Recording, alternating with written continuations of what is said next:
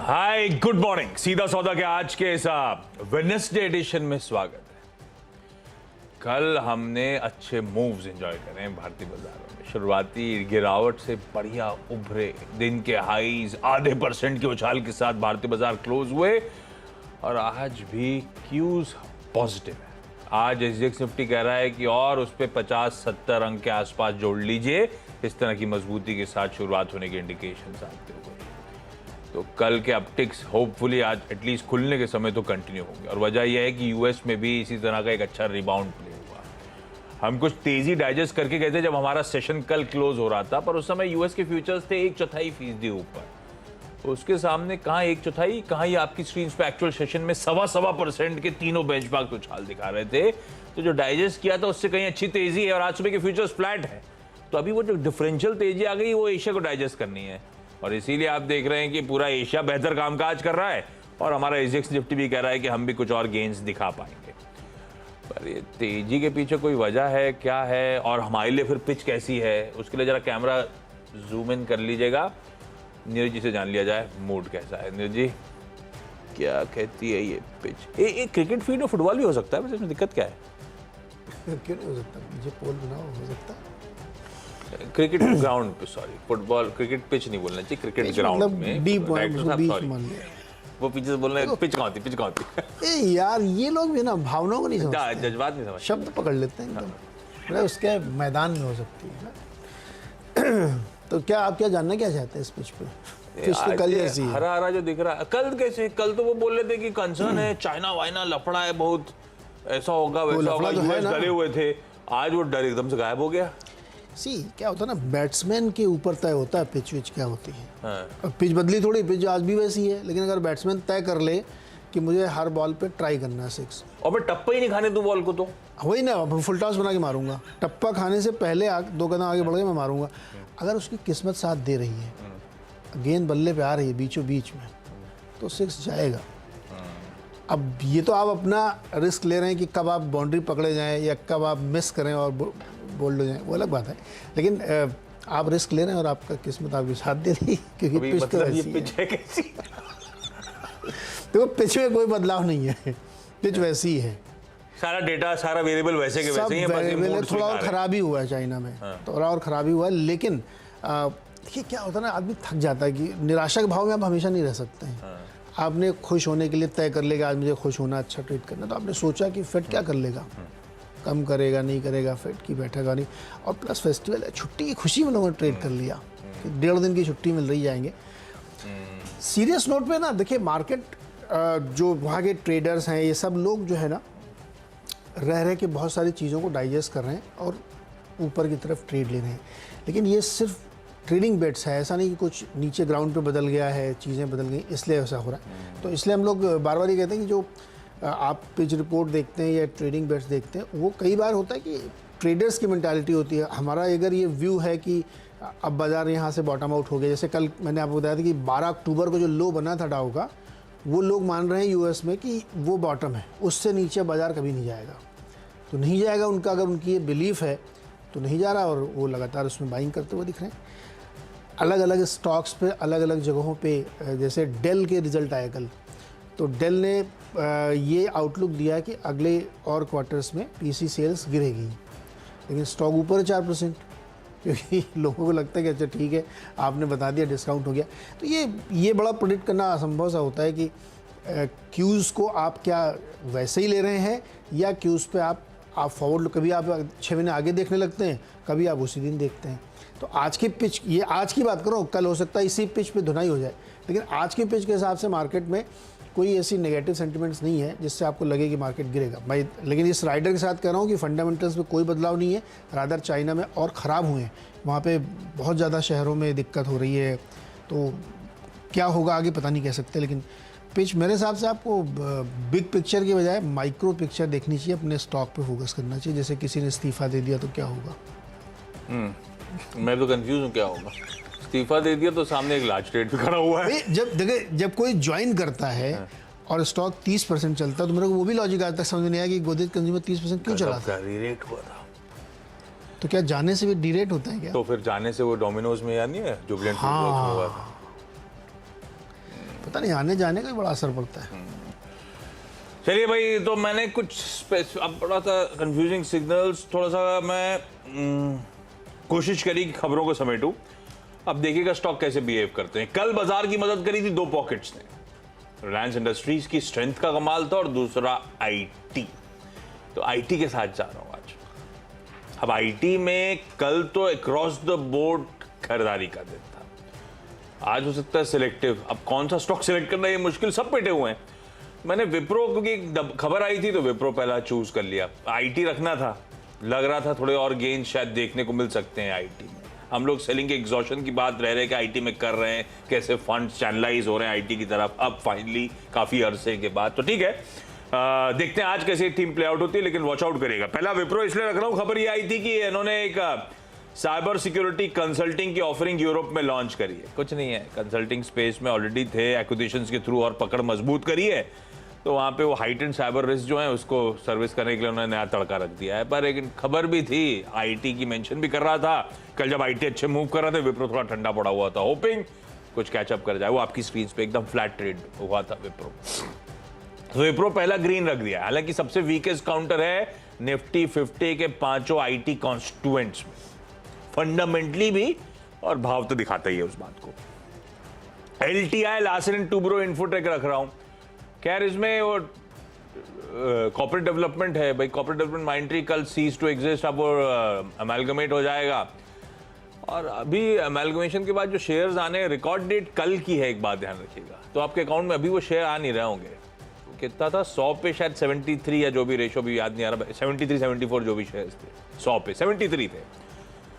कल record date है, तो रिकॉर्ड डेट के 14 डेज के अंदर वो शेयर्स आप लोग के पास आएंगे। तो आ जाएंगे एलटीआई माइंड्री के शेयर्स आप सबके पास। तो वो एडजस्टमेंट होगा, और वो अब क्या होगा कि सारा का सारा माइंड्री का वो वेटेज जो था इसकी तरफ स्क्यू कर दिया जाएगा, क्योंकि एमैलगमेटेड एंटिटी है। तो ऐसा कुछ फर्क नहीं, लेकिन क्योंकि आईटी स्वीट स्पॉट में एलटीआई कल लो से घूम भी रहा था, इसीलिए यहाँ पे एक्सपेक्ट कर रहा हूँ कि थोड़ा से इन ग्रीन टिक्स देखने को मिलेंगे। खैर कोई इसमें शक नहीं है कि जब ये लार्ज एंटिटी बनेगी, देश की मार्केट कैप के लिहाज से 5वीं, रेवेन्यूज के लिहाज से 6ठी, तो आईटी में क्या होता है, जितनी बड़ी ऑर्गेनाइजेशन उतनी लार्ज डील्स के लिए आप चेज कर सकते हैं। तो ये अच्छी बात है, बड़े डील्स अब ये चेज कर पाएंगे, उसके लिए बिड कर पाएंगे। और शायद यही रीजन था कि इस साल के एनुअलाइज रेवेन्यू एस्टिमेटेड है एलटीआई माइंड्री के $4.1 बिलियन के, और मैनेजमेंट का गाइडेंस है FY24 एंड तक $5 बिलियन ले जाने का। वो मेरे ख्याल से सब फैक्टर इन करके ही, और बहुत ज्यादा क्लाइंट ओवरलैप्स नहीं है दोनों के बीच में, तो ये सब पॉजिटिव्स थे। तो देखते हैं आज स्टॉक कैसे बिहेव करता है। रखिए एलटीआई यानी कि लार्सन एंड टुब्रो इन्फोटेक को भी ग्रीन। वेदांता, वेदांता और मेटल्स के साथ अभी भी चाइना कंसर्न है। कल से आज के बीच में ये मेंशन कर ही रहे हैं कि वो कोविड रिलेटेड इश्यूज थोड़े से और बढ़ ही रहे हैं, तो इसीलिए थोड़ा सा वॉच आउट करेंगे।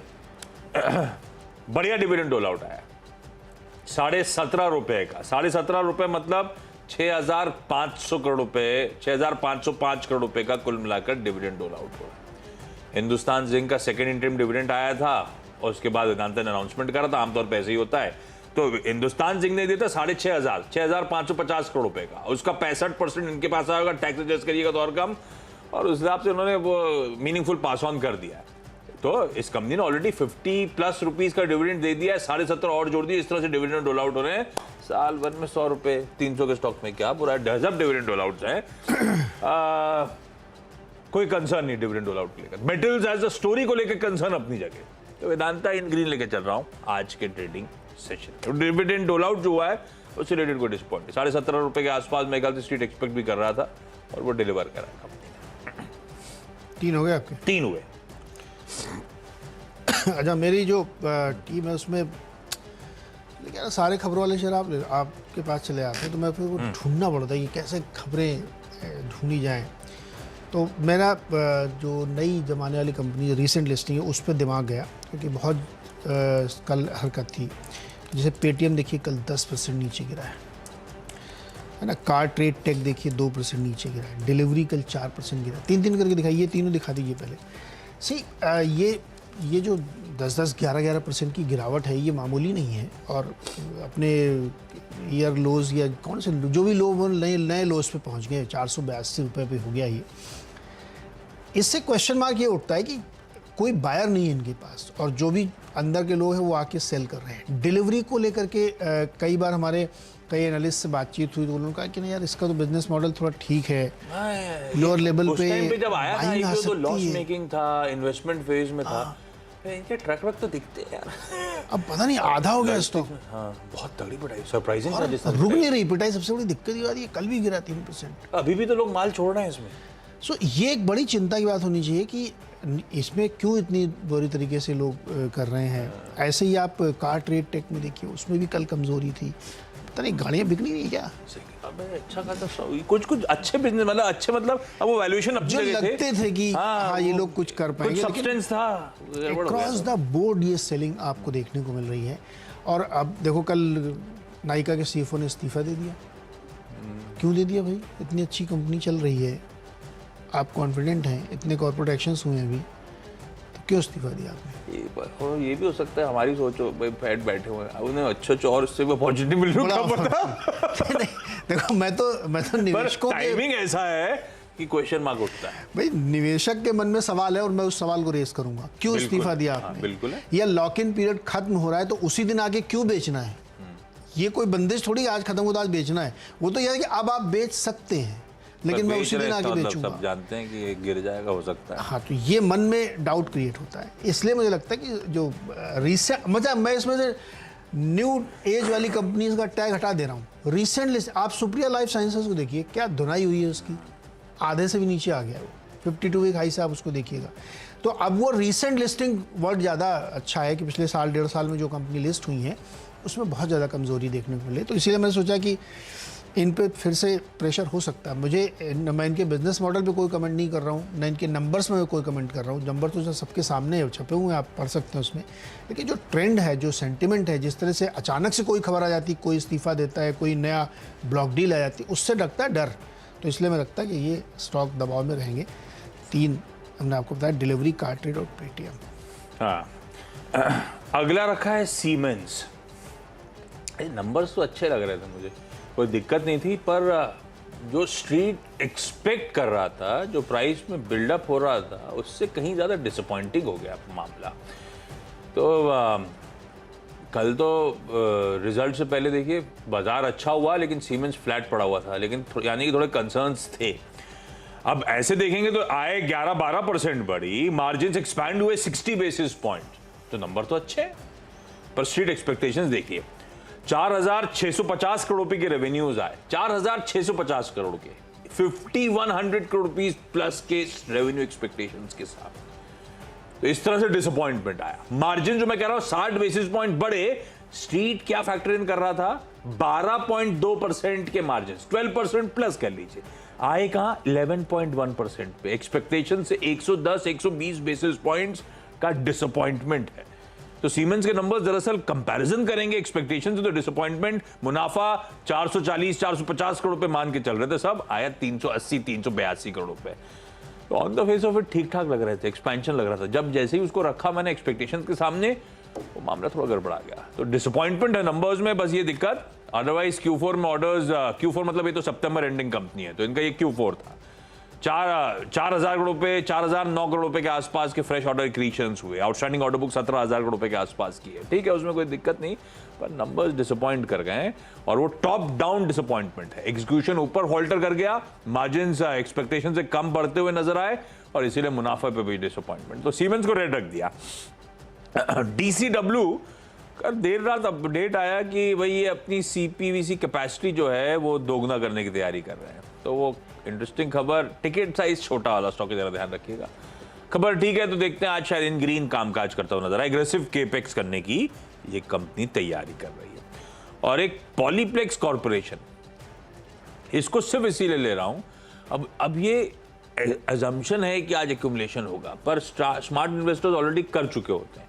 तो आप सिर्फ वॉच आउट कर लीजिएगा, या फिर एक स्टॉक्सी न्यूज के तौर पे रख लीजिएगा इसको स्क्रीन पे। क्या होने वाला है, कल इसकी एक्स डेट है। 2 तगड़े इंटरिम डिविडेंड 20 रुपए का, साथ साथ स्पेशल डिविडेंड 35 रुपए का। तो दरअसल 55 रुपए का डिविडेंड की कल एक्स डेट है। तो शायद आज दिन के दौरान इन ग्रीन कामकाज करे, इस होप के साथ पॉलीप्लेक्स रखा है। लेकिन मैंने आमतौर पर नोटिस करा आजकल लोग हफ्ते 10 दिन पहले से एक्यूमुलेशन शुरू कर देते हैं अगर वो डिविडेंड पे इंटरेस्ट होता है तो। नॉट नेसेसरली आखिरी दिन डी डे का इंतजार हो रहा होता है, पर फिर भी रखिए इसको रिटायर पे। अगले 3 स्टॉक्स भी उसी तरीके के हैं। एक और रिसेंट लिस्टिंग थी ट्रैक्सन के बहुत अच्छे आईपीओ के बिजनेस मॉडल पे कंपनी क्या करती कि जो बहुत सारी कंपनीज उनका डेटा प्रोवाइड करती है, जो दुनिया भर की कंपनी अनलिस्टेड कंपनीज हैं। और आप पी फंड है, आपको कहीं निवेश करना है तो वो उसका पूरा आपको एनालिसिस करके और डेटा प्रोवाइड करेंगे। ट्रैक्सन नाम है इनका। और कंपनी जिस प्राइस पे आई थी वहाँ से नीचे आ गई है, इशू प्राइस से अब ये नीचे आ गए हैं और लगातार इस पर प्रेशर बना हुआ। कल भी स्टॉक 4% देखिए 3% नीचे गिर के आया। तो ये जो लगातार इसमें सिलसिला बन रहा है ये मुझे दिक्कत लग रहा है। ऐसे ही आप रोलेक्स रिंग्स को देखें, बहुत ही बढ़िया प्रदर्शन किया और बहुत लंबे समय तक ये होल्ड करके रहे थे। अब इसमें गिरावट देखने को मिली और कल PGIM इंडिया म्यूचुअल फंड ने जो है 1,86,200 शेयर बेचे हैं 1923 के भाव पे।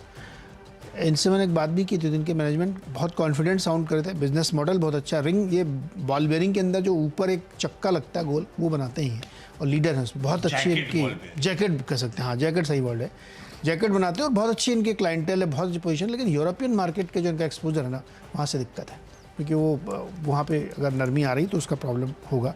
तो अब PGIM जैसा जो इतना वेल एस्टेब्लिश प्लेयर है, मिड कैप स्टॉक्स में उनकी बहुत अच्छी पकड़, और वो बेच रहे हैं तो मैं कह रहा था ना बेच ही रहे हैं लोग। और PB फिनटेक 6 स्टॉक है, यहाँ पे भी कल नरमी थी और यहाँ पे भी लगातार।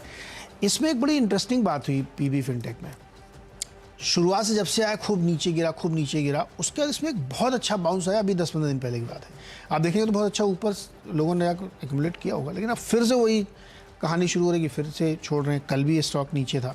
तो हमें लगता है कि ये सारे स्टॉक्स रडार पे रखिए आप। पता नहीं, हो सकता है कि आज वो दिन होगी ये पूरे न्यू एज वाले कंपनीज आपको 5% ऊपर मिला, आई डोंट नो। लेकिन जो माहौल बना हुआ है उसमें मैं उन लोगों की हिम्मत की दाद दूंगा जो आके यहाँ पे बाइंग करेंगे, डिलीवरी लेके जाएंगे। तो खैर PB फिनटेक में भी हमको लगता है रेड में ट्रेड हो सकता है। तो ध्यान रखिए, इसमें 6 स्टॉक्स दोनों टीम के हो गए हैं। हम लोग ब्रेक के बाद अगले 4 स्टॉक्स आपको बताएंगे। स्वागत है आपका फिर से, और अगले 4 स्टॉक्स कम समय में जल्दी से बताता हूँ आपको। 7th स्टॉक है नायका, और इनके CFO साहब ने इस्तीफा दे दिया है। 25 तारीख उनका आखिरी दिन होगा कार्यक्रम का। तो अभी हमने इतनी लंबी चौड़ी कहानी आपको सुनाई है रिसेंट लिस्टिंग की, तो इसको ध्यान में रखिए। कल सर्व नहीं करना होता इन लोगों को, परसों लास्ट ये बहुत अच्छा सवाल आपने पूछा है। 3 महीने का नोटिस भी सर्व करना चाहिए। इमीडिएटली कह रहे हैं जाओ, कंपनी कह रही होगी जाओ, ये थोड़ी कह रहे होंगे कि मुझे छोड़ दो तुरंत।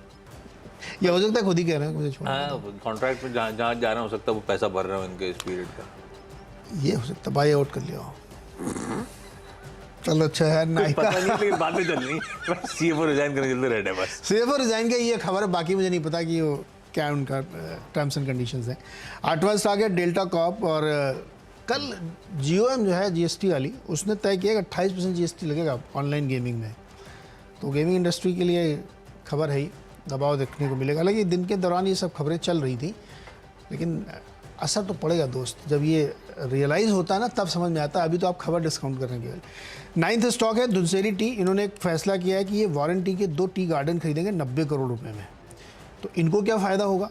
बायर साइड में देखिए आरती इंडस्ट्रीज़ उससे ज़्यादा चला था दीपक फर्टिलाइजर्स में।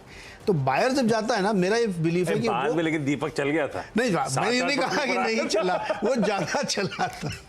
बायर हमेशा डील अपने फेवर में करता है। हमको ऐसा लगता है कि बेचने वाला बड़ा फ़ायदे में, नहीं, बायर फ़ायदे में होता है।